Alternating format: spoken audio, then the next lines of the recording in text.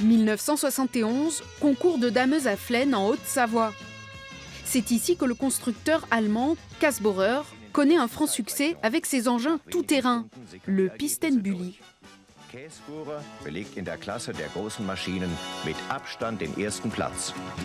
Karl Kässbohrer, qui avait déjà une société d'autocars, a décidé d'utiliser les technologies des autocars sur les engins de damage, notamment le moteur diesel et la transmission hydrostatique, c'est-à-dire plus de boîte de vitesse, on risque plus de rater des vitesses en pleine pente.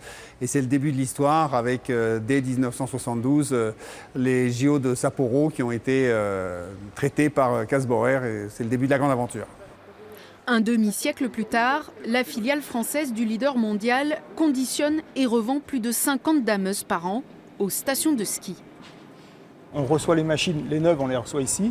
On finit de les assembler ici, c'est-à-dire qu'on met les accessoires avant, accessoires arrière dessus. On fait des resserrages, les machines sont neuves, donc on contrôle quand même certaines choses pour être sûr de la qualité. Et après, on a une grosse activité, c'est l'activité occasion.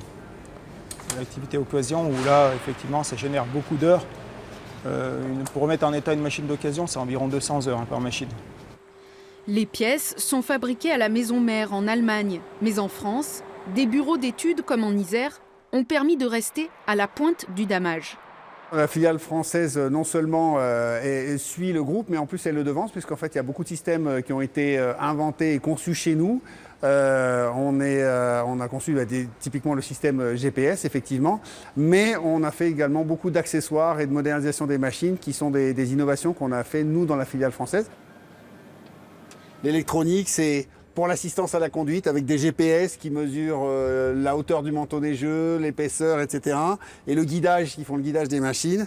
Et puis tout ce qui est motorisation avec les normes antipolluantes, c'est très complexe. Les émissions de particules, les émissions d'oxyde d'azote, tout ça c'est contrôlé, diminué d'année en année.